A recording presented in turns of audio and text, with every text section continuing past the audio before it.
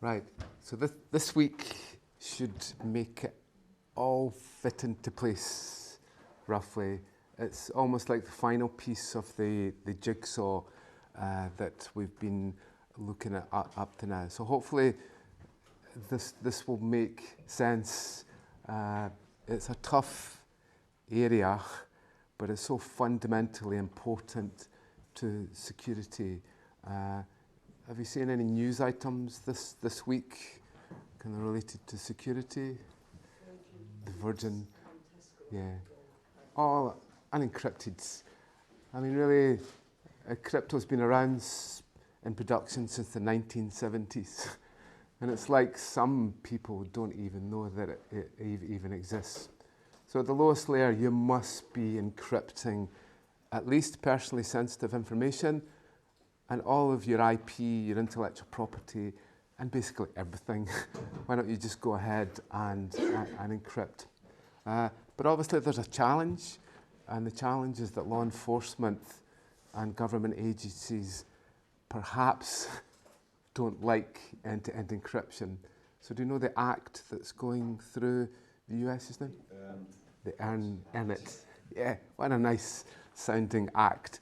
So there was 26 words that made the internet, and those 26 magical words meant that internet service providers were not responsible for the content which appeared on their site, which meant that Twitter and YouTube and Facebook could really post anything and self-police themselves as they do, and they wouldn't be legally responsible. Without those 26 words, probably the internet wouldn't be where it is just now. But some people don't quite like that, and especially with the increase in content, bad content, abuse of elections and so on, and all the bad things that go on the internet. On the other hand, there's end-to-end encryption. So the tension is there between end-to-end encryption and privacy and the rights of society to protect itself from evil. Always at one end, there's people that said that the internet and Tor and end-to-end encryption is used for bad, but most of the time it's used to protect your privacy, to stop your bank details from being hacked and so on. So please get involved in the debate. You're key to articulating the technology underneath. You have a right as an individual to express your own rights, but please try to inform others as to the technology that's underneath. The technology isn't bad in itself, it does good. Okay, so we see these data leaks all the time and the complete lack of encryption and them. And so the other thing we're going to look at is tunneling. How we can get our data across a public network without Eve having a look at what we're doing or getting involved and so on. So I'll have a quick look at scanners, and especially in the wonderful SSL Labs scanner. I've got a little Python script for you. A lot of the times you might not be using the GUI that we'll see. You might be using a scanner on your own network. So we'll have a look today in the lab. Hopefully you can get it to work. And it's a little Python script that you just prep with all the sites that you want to scan, and it'll go ahead and do it for you. It saves a lot of time rather than having to pull up the GUI and so on. We'll have a look at the basic protocol, SSL and TLS. Oh my goodness, I think it's a stick and plaster. The internet was created, and I think it was many, many years of RFCs before they even mentioned the word security. So a lot of the RFCs, the protocols we created, had no real concept of security in mind. So we had to stop something, because you could just listen to everyone's communications. So SSL was brought in as a stick and plaster. Do you know who created it? Any idea? I know it's a while ago. It was Netscape. If anybody remembers Netscape at all, but Netscape was the browser before Internet Explorer came along. They created the SSL standard to fix their browser, and it's become adopted.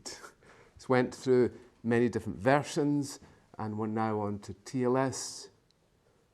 Where are we? 1.3, yeah. 1.3 has got to be the way forward. Don't support, as we'll see, older standards there. Then we'll look at the difficult area of VPNs and IPsec. If you want to do it properly, you do a VPN. You have VPN, and VPNs have many more advantages over SSL.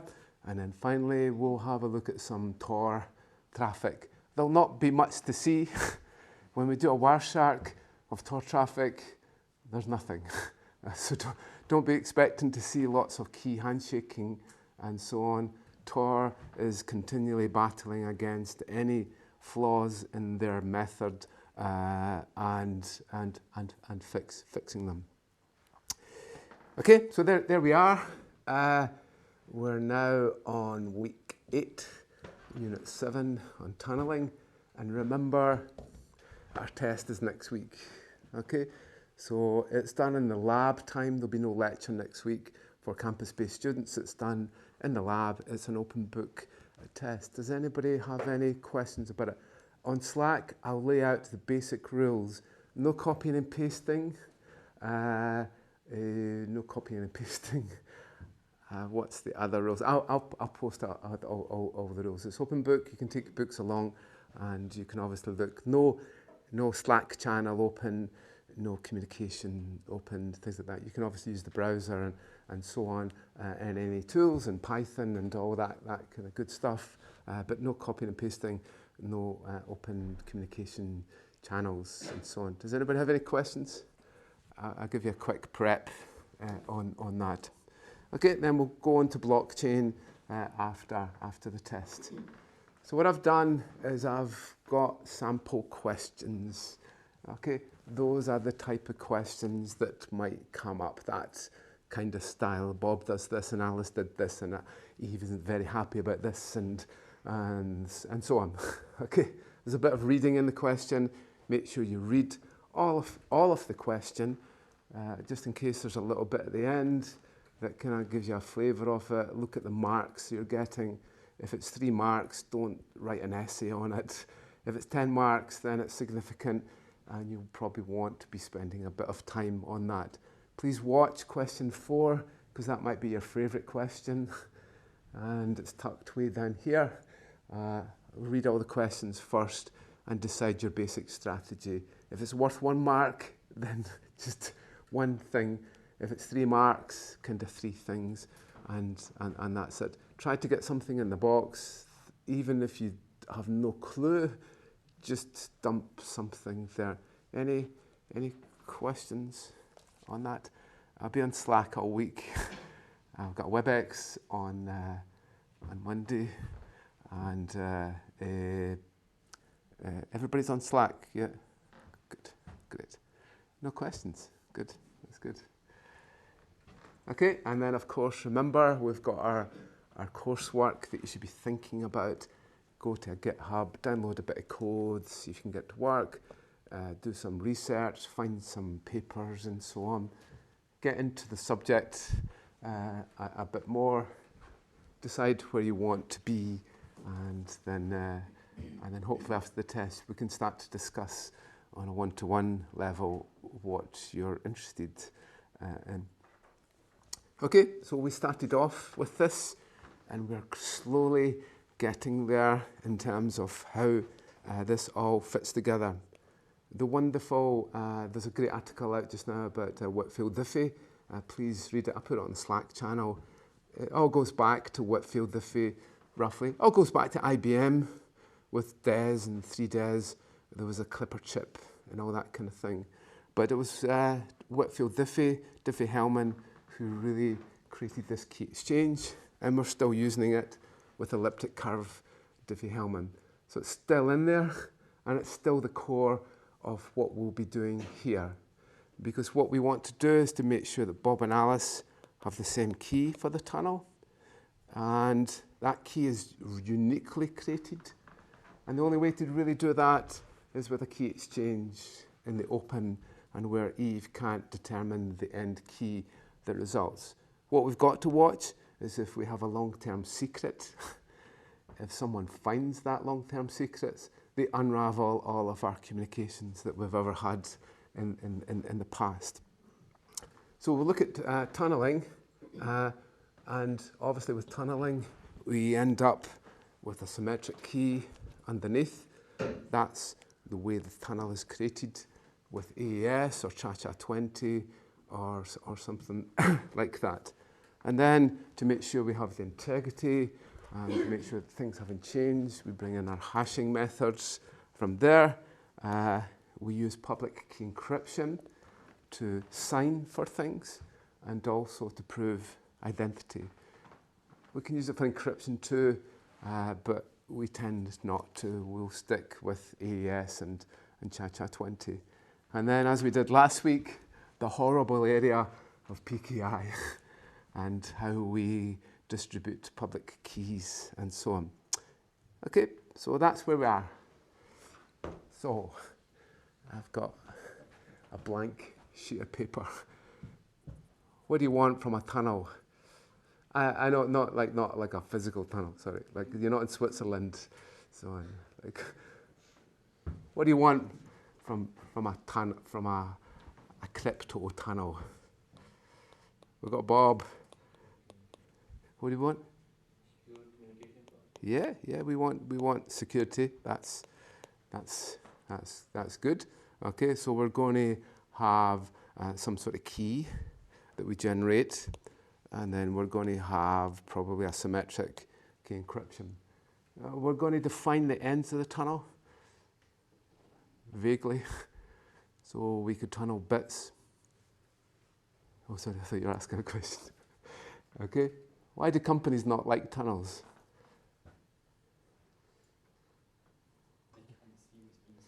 Yeah. So I love, like, you've got Snort and you've got your IDS and you've got your SIEM, your SOC and everything like that. If somebody's using IPsec, you're kind of stuffed. So the termination of the tunnel is probably likely to happen somewhere before the end user, somewhere there's a gap, a kind of air gap between the user and the end of the tunnel. Do you think tunnels can be broken? If I work for a company, can I look at your Gmail? Because that's a big problem, isn't it? Do you think that can happen? With a smart firewall, you can. Okay. So please don't think, I've seen many T's and C's in companies that says, please beware, we will be scanning your Gmail emails, and Gmail is a tunnel there.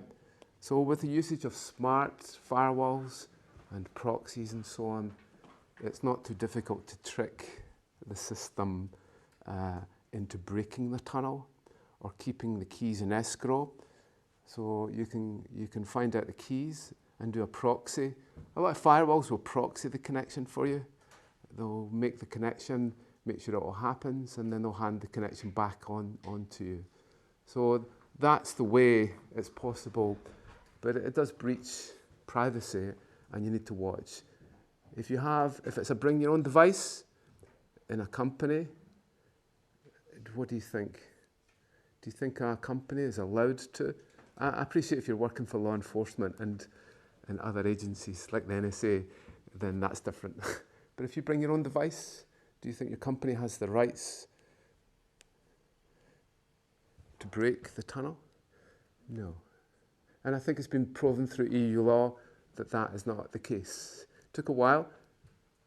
So if a company gives you a phone, then they could have the rights to put on a proxy or a backdoor thing.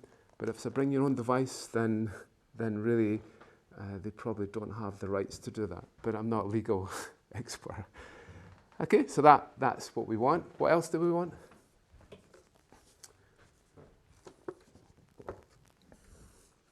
Do you think? So I'm RBS, and there's Lloyds Bank. say, do I really want the logs over here to show Bob from RBS looking at some Lloyds Bank material? So what else do we think we want from a tunnel? Privacy, anonymity. In the perfect tunnel, you cannot tell the IP address or the user at all. You cannot tell their location in the world. And the logs will show you a completely anonymized version. So the advantage with a VPN and with IPsec is that the IP address that appears in the log is not your IP address, but the IP address of the VPN service. Okay, so those are some of the things that we have. But what about privacy? So if I say that you're going to have to go through my VPN network, is that a good thing? So you're working from home, you've had a few wines and so on, and you're visiting sites and so on, and now your company can actually see what you're looking at. So what would you do here? What should you do fundamentally?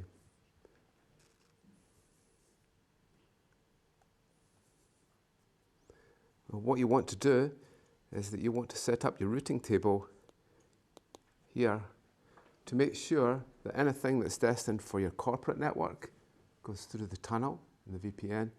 Everything else gets sent out and doesn't go through the tunnel.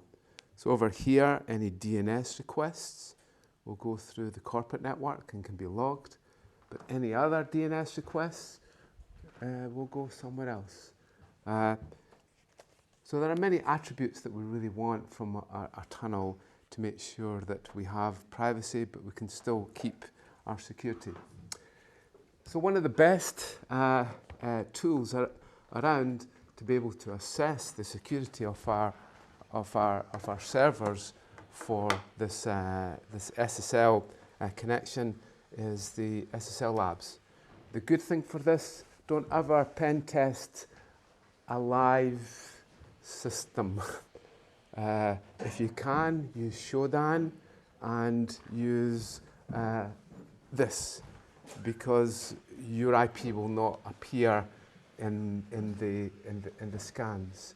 Even a ping, a ping in some countries of the world is illegal, and you could go to jail because you're discovering someone's network. So the advantage with SSL labs is that we can actually, they do the scanning and they will do it in real time for you. Okay, so you can see here, some sites are getting A+, A's, and we can see here are the F's. So these are sites, I won't go there for that. Luckily, good is that we are starting to see almost like an improvement in here, but there are still too many F's. That's 39 million sites getting an F as opposed to 7.8 million getting an A. My site is an A because I went to an A+, and to get an A+, you've got to define where all your content comes from. So, like you have iframes that people can inject code into. To get an A+, you need to be adding in extensions to lock down exactly where all your code is coming from, and it can be a bit difficult. News sites especially are bad. When we did an assessment, Scott Helmy, have a look at his work, we did an assessment of the top 1 million sites on the internet, and really we found different sectors had different standards. News and adult sites were the worst and generally did badly for their integration, for the security, and tech sites were generally the best. So the Cisco's and the Microsofts and Intels and so on have really good sites, and will always try to be top, because if they get hacked, then they've got a problem with trust, of course. Okay, so this gives us our basic assessment. So let me have a quick look to see if we can find a site there. So hopefully last week you had a look to see what is actually given there. These are the new headers. If you're interested in them, be careful. You get things like certificate pinning, and you just need to muck up a little bit, and it can lock out a lot of your users. So this isn't getting an A+ because of the content security. It's a little policy that you can apply into your page to define where the content should be coming from. If content is injected in from a malicious site, then it gets rejected in there. So the A+ is the next generation of the web, really, but the industry is struggling to really adopt it because most sites are so messy. So we should find really that the site, so this is the security header site in here. So let's have a look at that. So we can assess that. Okay, we can also assess the security headers. So this is the security headers site that gives you that A+ type rating. So the history of this goes back to Netscape. So it was Netscape that created the first version of SSL. And really, it's from that version that we've grown up through SSL and then on to TLS. Let's see if I can load this site here. And a lot of the problems have been caused through the export embargo from the US. So there are export rules around munitions and nuclear weapons and things like that. So if a company exports from the US, then they have to make sure that they comply with certain export rules. And because cryptography is probably as high a risk as even nuclear weapons, then there was an embargo on the usage of Netscape's SSL. And what the embargo really was that that the SSL version had an Achilles heel, and they were limited to 512-bit RSA keys. At the time, probably law enforcement in the US could have cracked that, so they knew they could crack it, and everyone else didn't have the computational power to do this. And even letters were written to the IEEE to say, pull these papers. These papers are selling secrets to the enemy.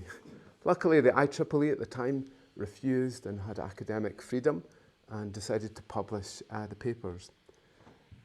So the Achilles heel really was this 512-bit RSA and Diffie-Hellman key exchange.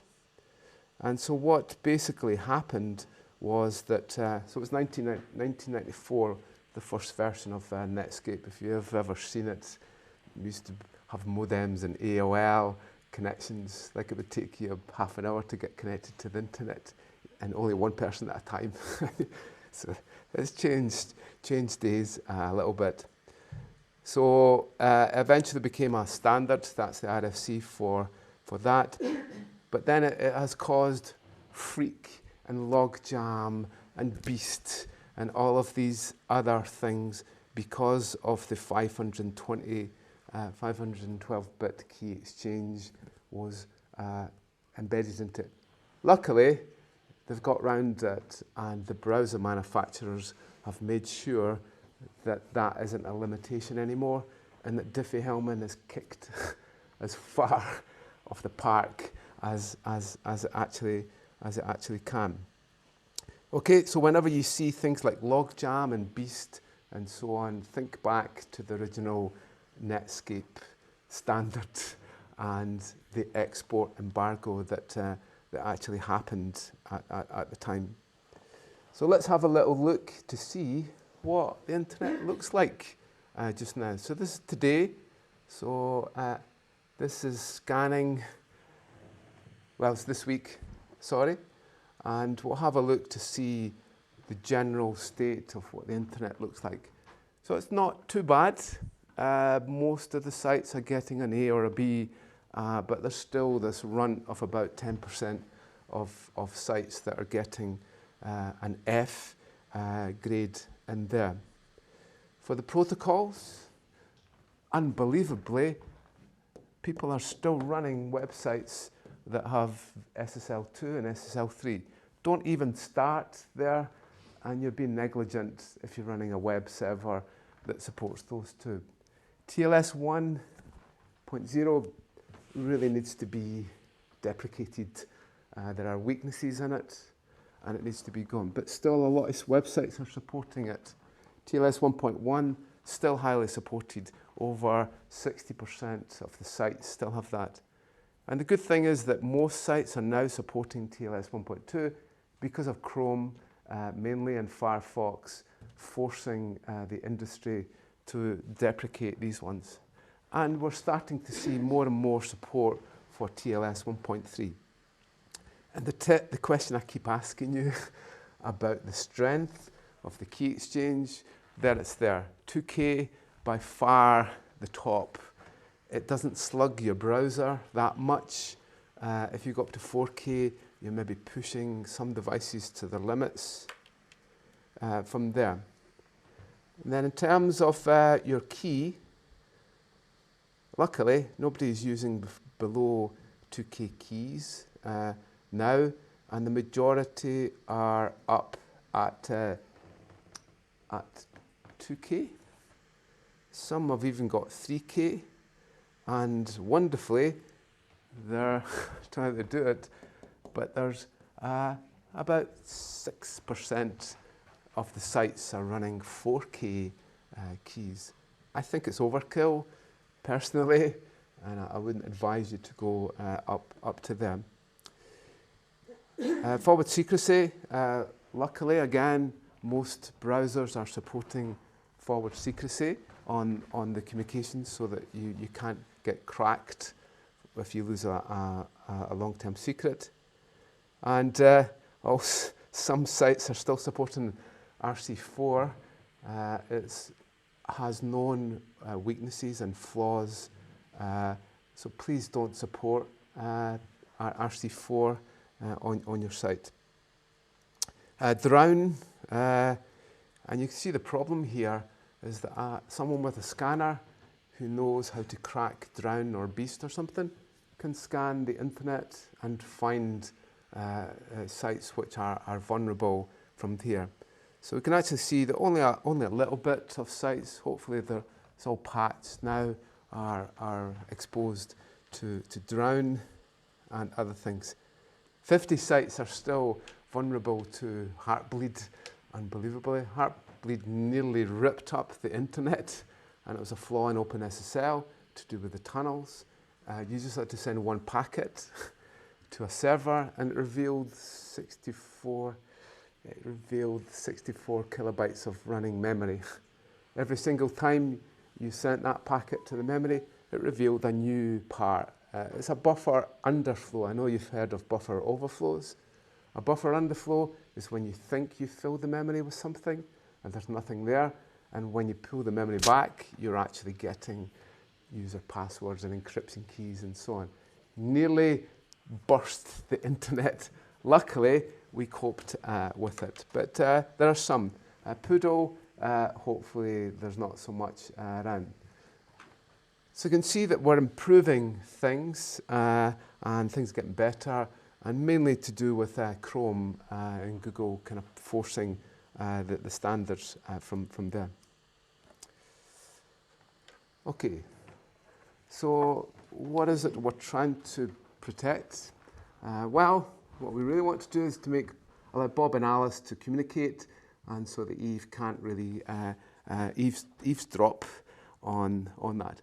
I appreciate that sometimes we might be Eve, so we might be the eavesdropper and so on, but most of the time what we want to do is to be able to protect Bob and Alice when they communicate, so that Eve can't change, Eve can't set up a gateway in Starbucks, say. She runs a Linux machine in Starbucks and advertises free Starbucks Wi-Fi connect here, and she's actually connecting to a proxy. There's a proxy here. She thinks she's connected to the internet, but she's actually connected to Eve's machine. So please watch when you're in a hotel or a public space that you check the Wi-Fi that you're connecting to, and even if you don't, you make sure that you VPN before you even connect to the Wi-Fi. Okay, so we need to make sure that all of that is secure. So for our tunneling, we can just tunnel across the public network, and over here we can leave it open. So that's good because our IDS can kick in here, and all of our logs and things like that will actually reveal the correct details. The other way that we do it, and this isn't liked by companies and is often blocked, you'll find that you probably can't create an IPsec end-to-end tunnel in a company because the company can't look at anything that's going through. So this is a transport mode, and it's an end-to-end tunnel. Okay, so if we look at the basic layers, and a tunnel can exist at many different layers. The ultimate is at the data layer. So even before you touch the network, you create an end-to-end tunnel. But that can be difficult to change applications and so on. So we normally implement our tunnel within the stack. At the lowest layer for our security, we have physical restricted areas, layer 1.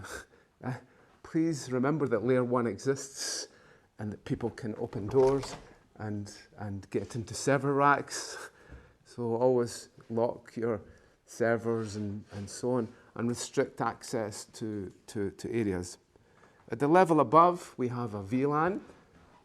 So only nodes here can communicate, and only nodes here can communicate with each other, and they can't intercommunicate between. The VLAN is your lowest level of security. Please understand VLANs. It's the best thing that we ever understood, and our whole VSOC here was created with VLANs. I can assure you, you wouldn't be able to use VSOC if it wasn't for a VLAN underneath. So VLANs are your friend in terms of creating that core security. And it's the fundamental security. And then if we've got to VLAN with someone in another part of the world, we can create trunking. In your switches, you have a trunking port. It's special because that allows you to trunk between there. Basically creates a broadcast domain, and whenever you broadcast to find someone, if they're in your VLAN, you can talk to them directly. If they're not in your VLAN, you're not getting to speak to them. Even though I connect to the same switch as you, the VLAN keeps me logically apart. So if you want to create a true tunnel, then trunk. And it doesn't reduce the bandwidth, it multiplies the bandwidth up. So please learn VLANs. They are amazing things.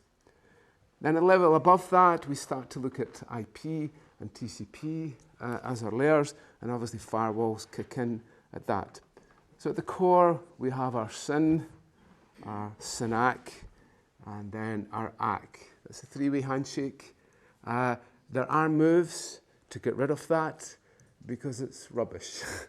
It's rubbish because it's so slow. I just connected to your website. I connected to Google 2 minutes ago. Why do I have to do a SYNAC again? So Google, I hate to say this, Google are bringing out quick. If I was to show you a Wireshark trace from Google Chrome, you won't see the three-way handshake as much. You'll see the quick protocol, which is a very fast method of connection. TLS 1.3 gets rid of this latency that we have with the three-way handshake.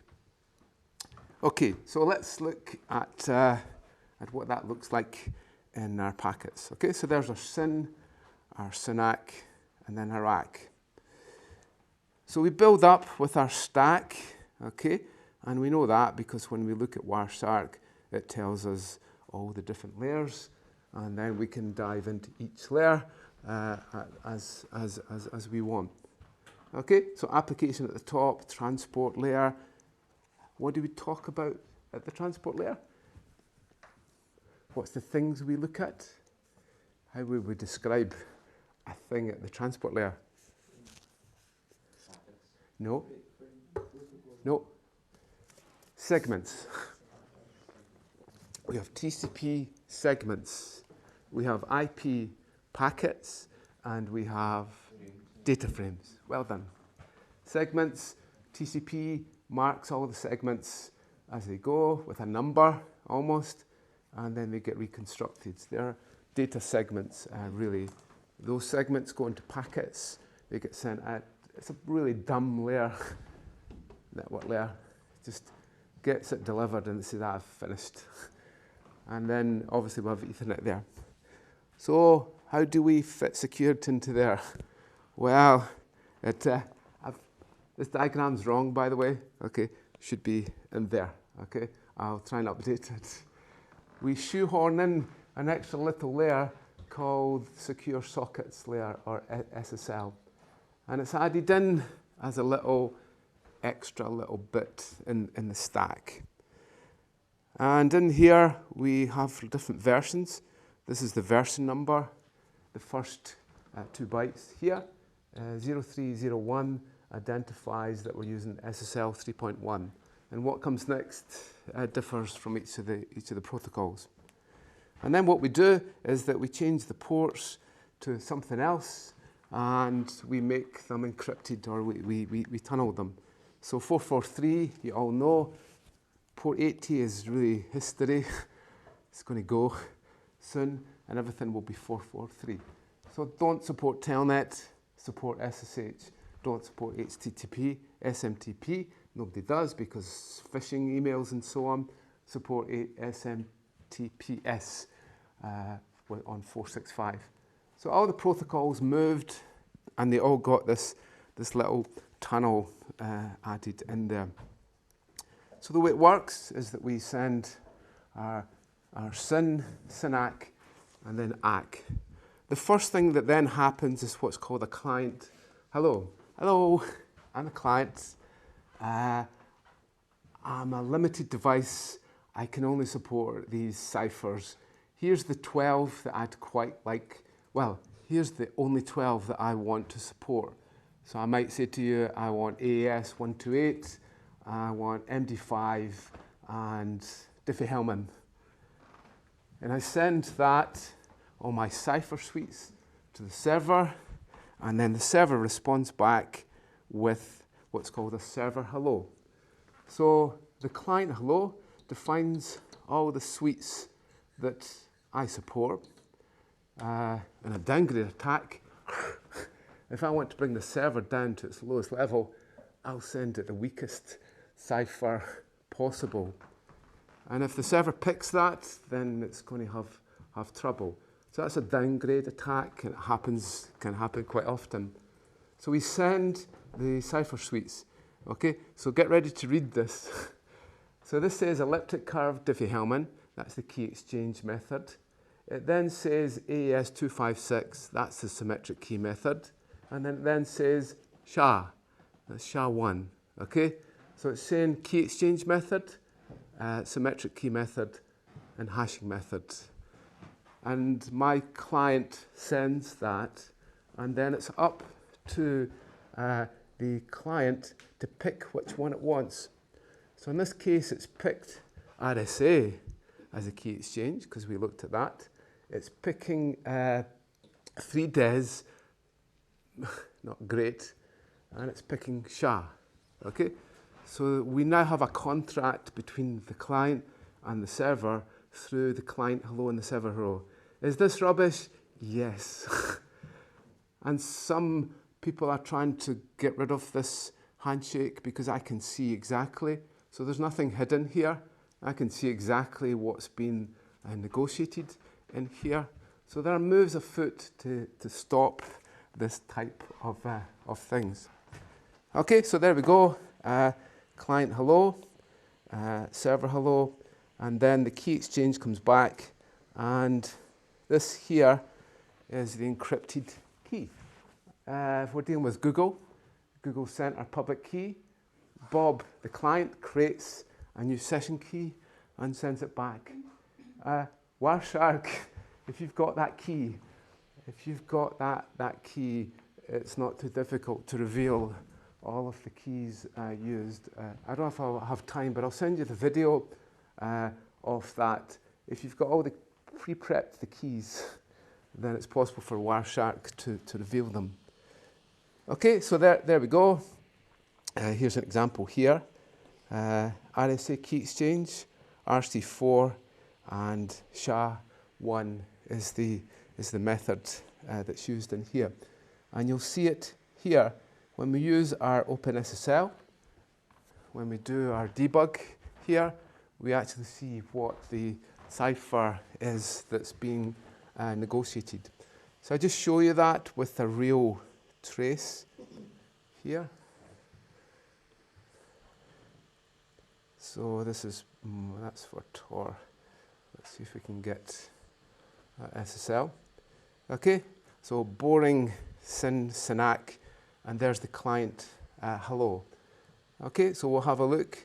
So my diagram was wrong because look, SSL is sitting below TCP. So it's the layer above it.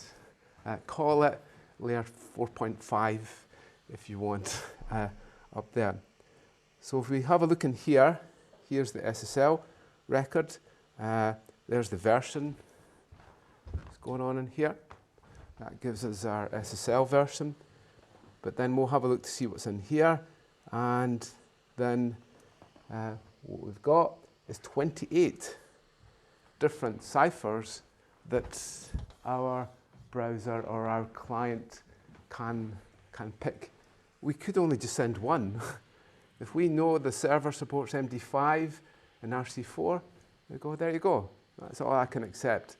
And if the server accepts that, we've pulled the security down to probably a weak spot. So then the certificate gets sent. And then we've got the client, the server hello after that. Okay, so there's a server hello, and we should find it tells us what it's picked. So in this case, of those 20 odd ciphers that we asked for, it's picking this one, and then it's passing back, in this case, the RSA encrypted key. If it's a Diffie-Hellman method, then we'll be negotiating our secrets, as we've seen with elliptic curve Diffie-Hellman. Okay, and then after that, you'll see nothing. After that, you can try and follow the stream if you want. It just should look like gobbledygook. So you can see initially that there are things here.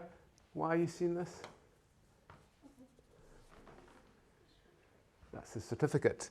This is me connecting to PayPal, I think. Hopefully I've not released anything there. So this is me connected. That's the certificate gone. But once the tunnel is created, it just looks like noise. It's just gobbledygook. But with Wireshark, if we do have that key, we can pre-prep it. Maybe pull up the demo. It's a cool one to do when you're demoing live. I don't know if it's still in Firefox and Chrome, but you can get your browser to store all your keys that you've used for the SSL and load them up into Wireshark, and then all your tunnels are then released in a kind of plain text format. Okay, so that's the basics of TLS and SSL. So as I said to you, we've we've looked at before, this isn't a good key exchange method. So TLS 1.3 dumps the RSA encryption of the session key. So in this case, Google sends their public key, Bob creates a new AES key, say, and then encrypts it with the public key of Google, sends it back, and Google opens that with the private key. So what's the problem with that method?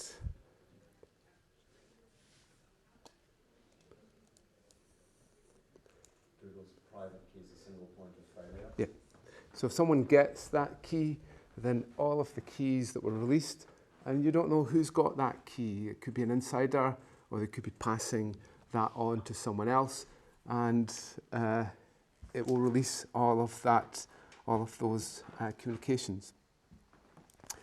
Okay, so that's that type of key exchange there. Okay, if in Python, this is a very basic socket being created. I think I've got this as part of the lab.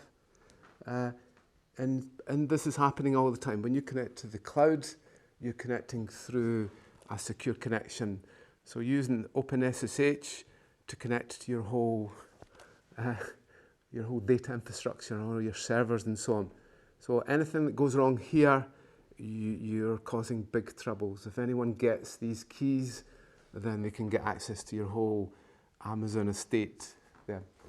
Okay, so we've got, I'm creating a binding on port 444 here for it, and then I define all the ciphers that I support.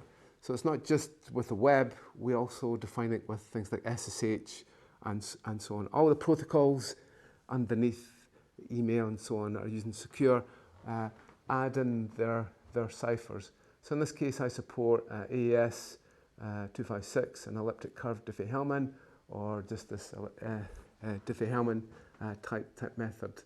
And then I kind of go into a wait here, and I just wait for the client to connect to me from there.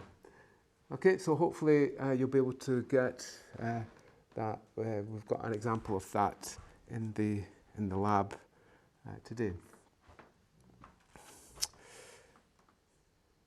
Okay, so here's an example of a connection from here, and hopefully you can see the methods that we're supporting for this connection is what we've set up for our ciphers. Okay, so now there's a problem with this RSA key encryption, and TLS 1.3 aims to overcome this problem by getting rid of the key exchange through RSA. Unfortunately, they've introduced a 0-day, possibly.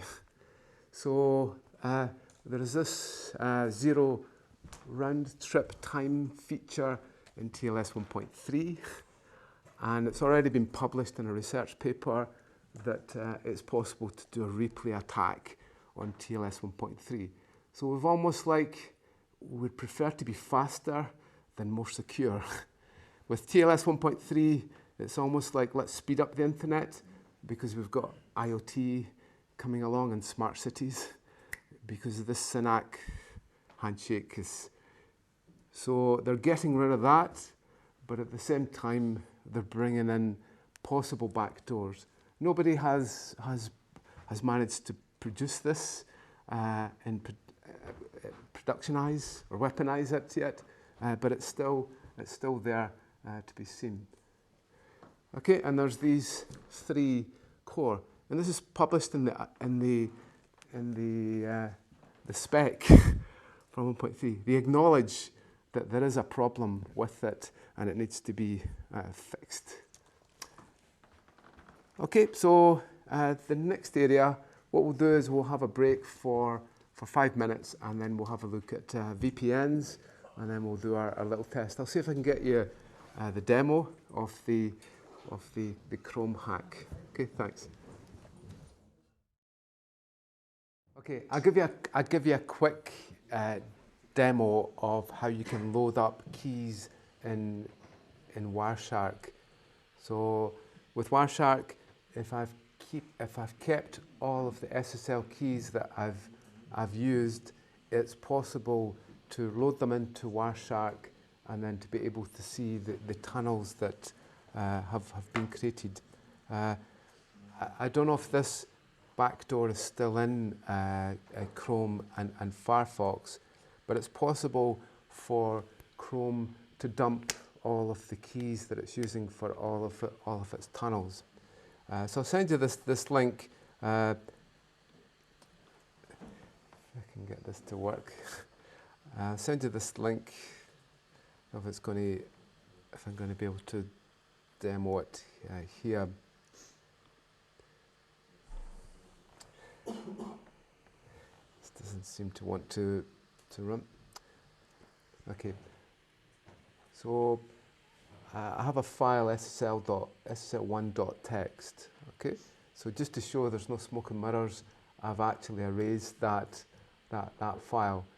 So we set a path variable here, and you can try this. I don't know if it's still supported, but we basically set an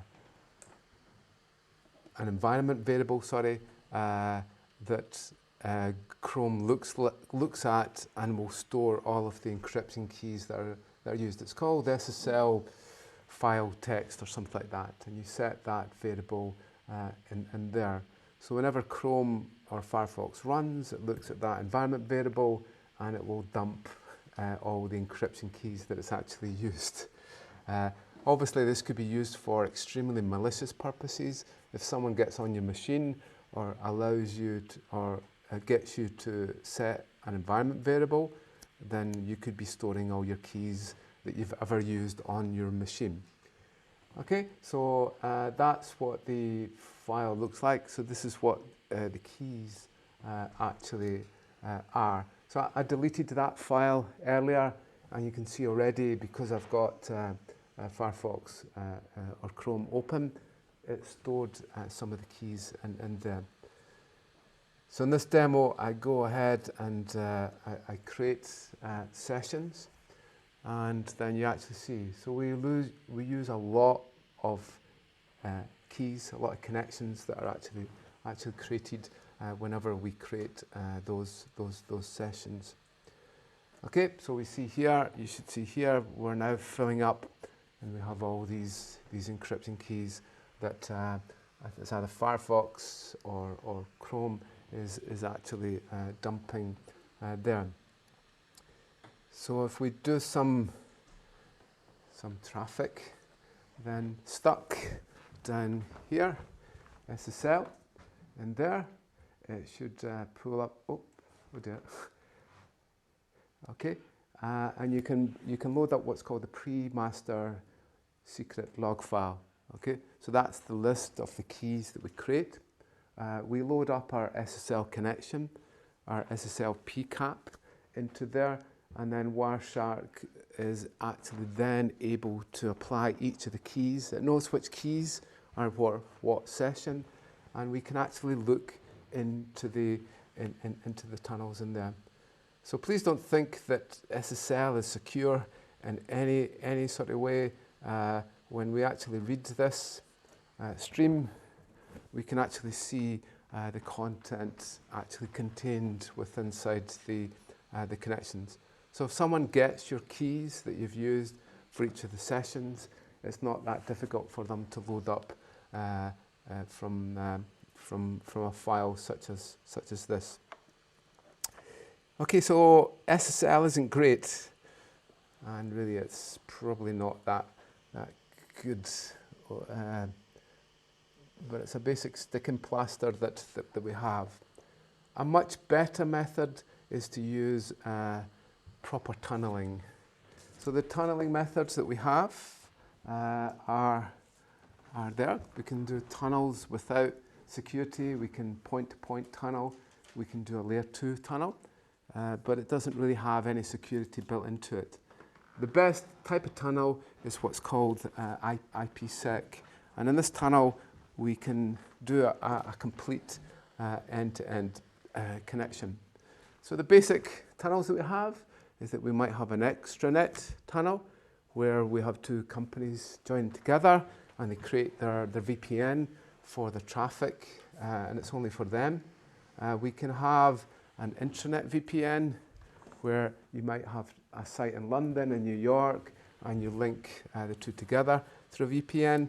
And obviously, as you should all know, we can have a remote access VPN.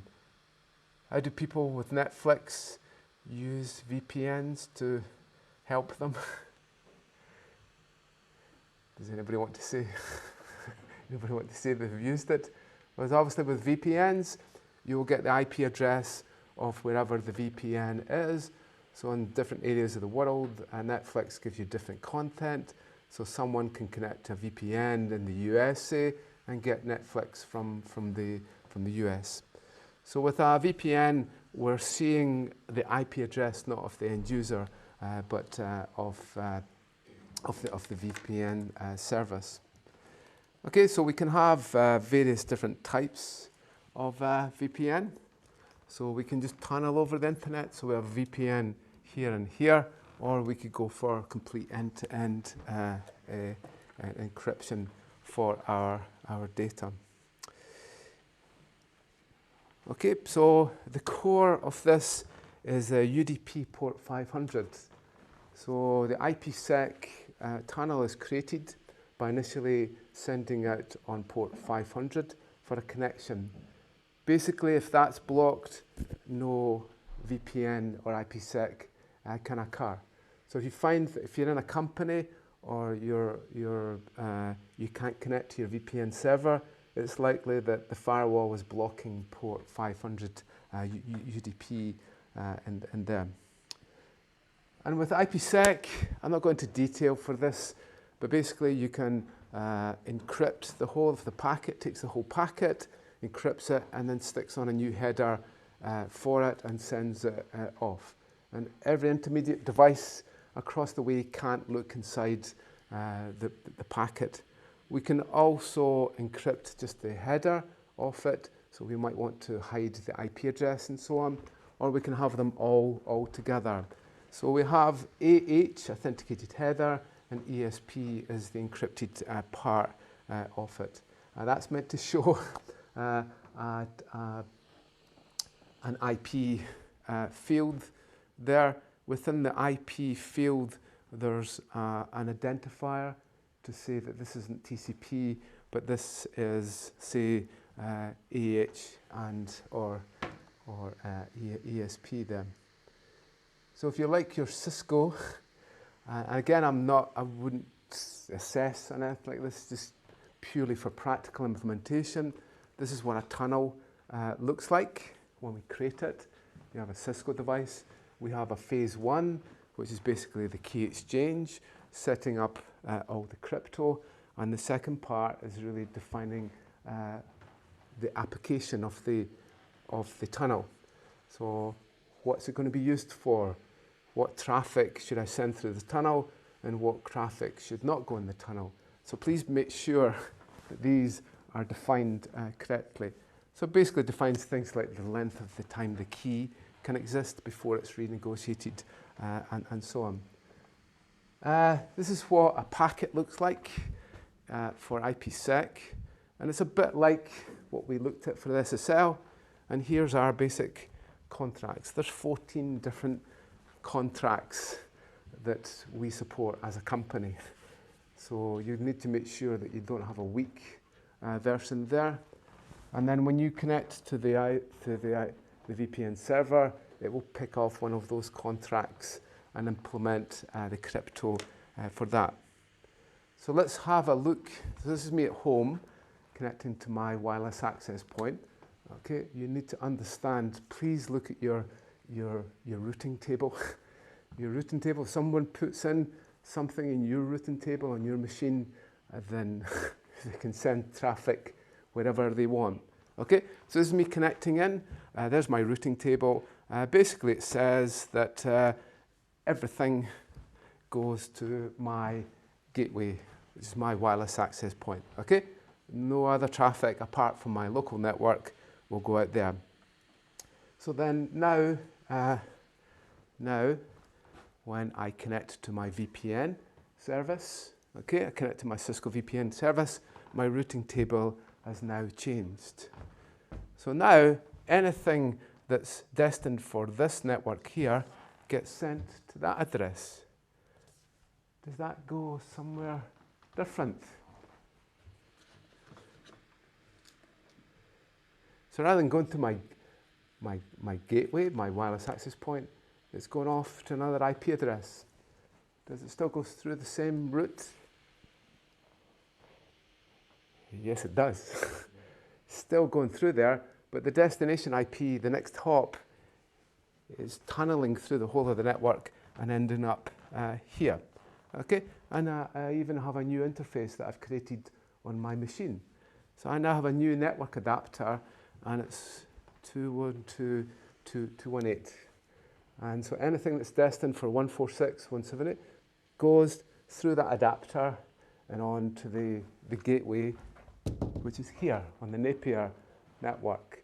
So now anything that I'm accessing on Napier will appear with that IP address and not necessarily with my Virgin Media IP address.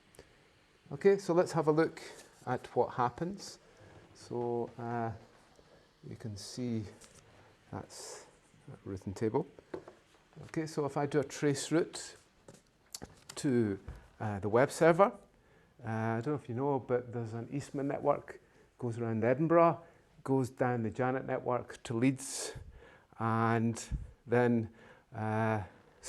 it comes into from the Virgin network, and then goes on to the Janet network, and then on to the Eastman network, which goes around Edinburgh. It's a big fibre, goes around Edinburgh. Okay, so that's fine. If I now put my VPN on, look, I can't see anything in between. It's still taking the same route, but it's tunneling through the whole of the network so that no intermediate node can actually see the tunnel. If I now trace route to Intel, then it's the same, because my routing table tells the system not to send it to the VPN or the Napier network there. Does anybody see? Do you see what's happening there? It's really fundamental. If you do this wrong, you send all of the user's traffic to the corporate network, which might be quite embarrassing from there. So please make sure you have a look at your routing table and know where all your traffic actually goes. Okay, so I've got a few traces. What I'll do is I'll just show you a Tor trace to show you what that looks like.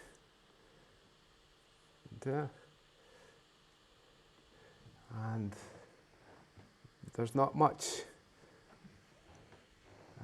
You can look at any stream that you want, and you'll find nothing in there. So it's completely encrypted, and there's no three-way handshake or client hellos or anything like that. So the way that Tor works, and just pull this up. Okay, so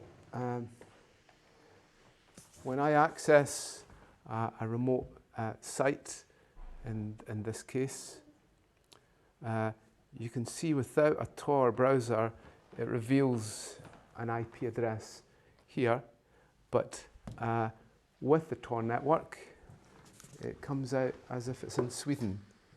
So this is the Tor exit node that you see here. So in the Tor network, you use intermediate nodes.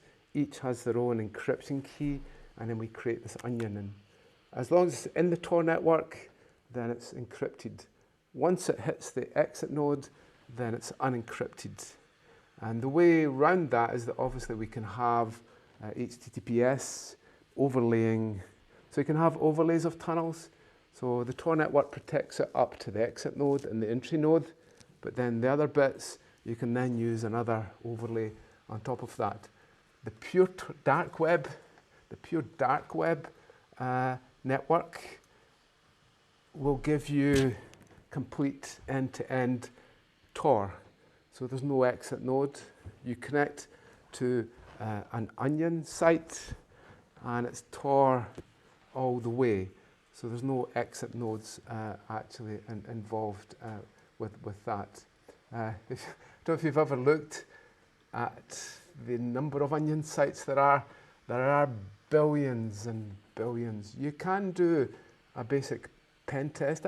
If you want to do a product, if you're looking to start up your own company, go and do an assessment of Tor. It takes a long time because a lot of the sites don't exist and it's quite slow. But to actually know the services that we're running is a really interesting thing when it comes to things like being involved in crime. Okay, so Tor gives you that anonymity in there. So there's an example here. So this is the log. You can see without Tor, we can see the pure IP address, and with Tor, you only see the exit node. And every single time you connect to Tor with a Tor browser, say, you'll see a different exit node appearing in the log. So it's often important when you're looking at your logs that you know what looks like a Tor exit route, because it's not actually giving you the IP address of the entity that's connecting. Okay, so that's been an introduction to tunnels and so on. So that'll be covered in the second test. For the first test, you need to cover the first 4 units that we actually have done.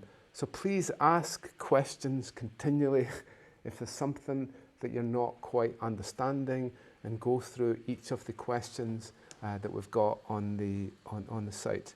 Anybody have any questions just now? The test next week, what we've done here, and so on. No. Okay, so let's do our test. Okay, so 11:42:30. There might not be a leaderboard here. I don't know how we're going to determine. You just have to tell me who's winning. If that's okay, be honest. Okay, so we're going to cover some of the things that we went over today. I appreciate that it takes a bit of studying. You need to pull up Wireshark. You need to go through the content. So please make sure that you're doing the kind of practical things too, and it should make it come to life. This is one of the weakest areas in the whole of the industry. There is really a distinct lack of knowledge when it comes to SSL and TLS and how these things are actually set up. So it won't come to you instantly, and it just needs a bit of studying. Right, okay, so let's see how we'll get on here.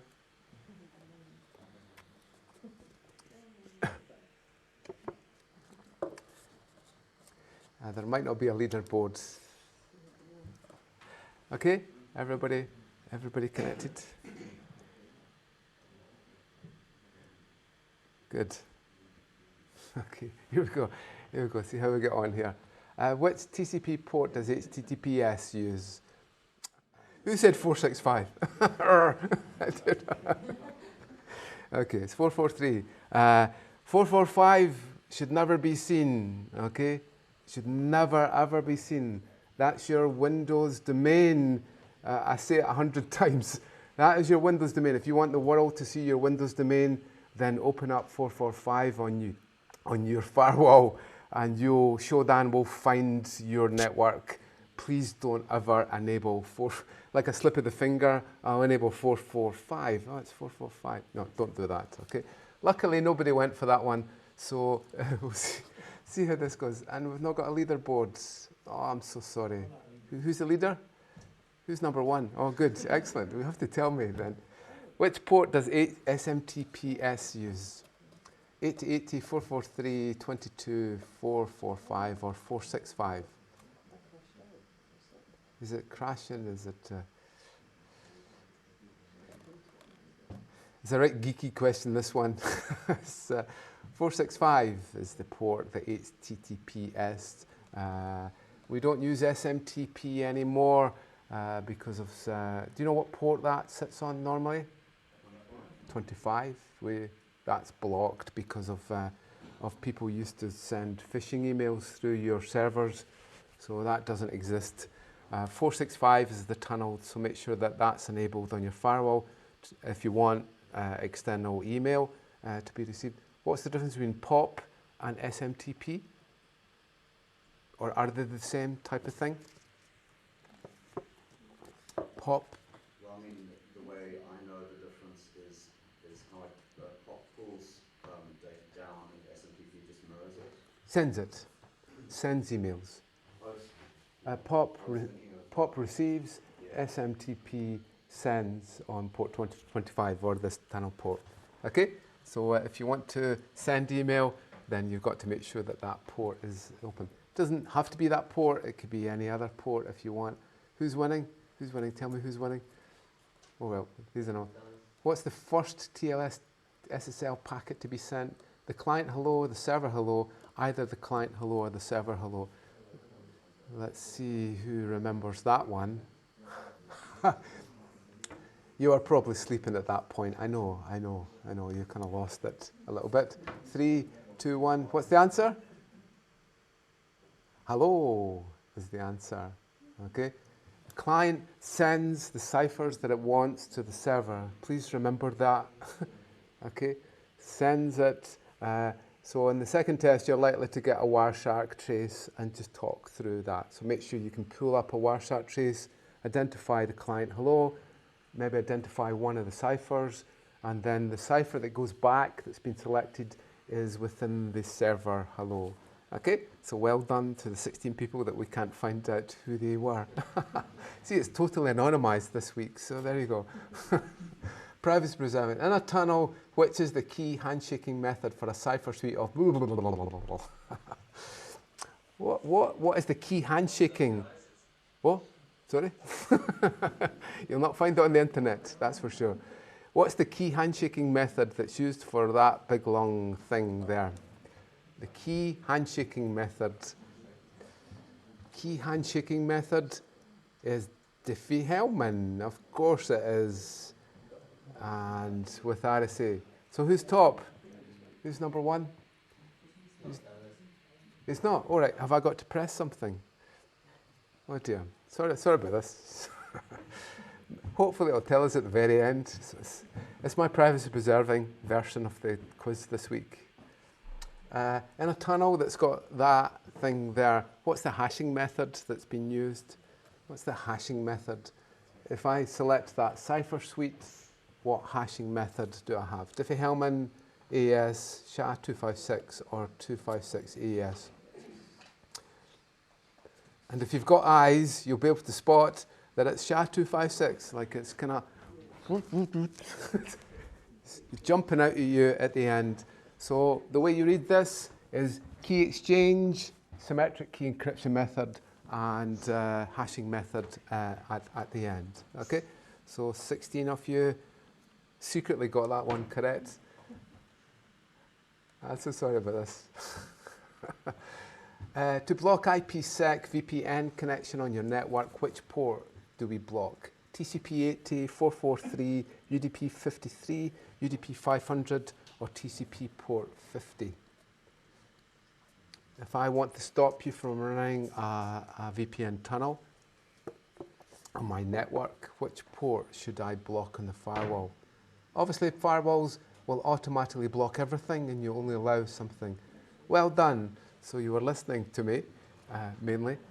Port UDP port 500. Have a look at the Wireshark trace. I've got one that you can have a look at.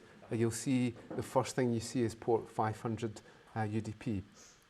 And why don't we make the internet UDP? Well, obviously that's the way that it's going with the quick protocol. So let's see if it gives us anything. And for this next one. Which IPsec mode does end-to-end encrypt? Oh, I've mucked up completely. You want to stop now? I got up early this morning, so you've got to know. It was very early. I should have checked this before. I would select option 2, but we'll see if that's the right one. Okay, none of them are correct. For a crypto professor, yeah. I'm so sorry about that. I'll make sure I check. Obviously, when I mark your exams, I am so precise. This is a bit of fun, of course, and that's all it can be taken as. Okay, oh, we've got something there. Everybody's got 0. No, they've not. Where's Bob? Bob won. Oh, I'm so happy. Yay. Stand up, Bob. Come on, Bob. That was amazing. What was the tips there? What can you tell everyone? What? Listen to the professor. Is that what you just said there? What's your tip? Google.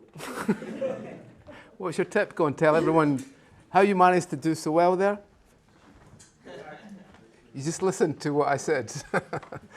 Well, sorry about the problem. Obviously, the answer to that one was, can you remember? I can't remember. The transport one, was that transport? I can't remember that one now. Okay, just let me do one little last thing and I'll show you that port 500 thing, hopefully, because we've got a wee while. Let me see if I can pull up this. Have I got IPsec? Yeah, there's IPsec, which is me connecting to a VPN tunnel. Just clear that. Okay, so there is it. There's the UDP happening in there, and you can actually see so there's the port 500. Okay, so the kind of first sign of someone connecting to a VPN tunnel, don't know what's happened there, is that connection to port 500 UDP. So if that isn't enabled, then no one's connecting to a tunnel. When we look at the payload, we should see the different cipher suites that are supported on the for the actual client. Okay, so that's what our IPsec tunnel connection looks like. Okay, does anybody have any questions at all? No? Okay, so I'll see you in the lab a little bit later. Make sure you sign the register. And if you want to have a chat about the test or anything, then just give me a shout in the lab. Okay? Right, thank you.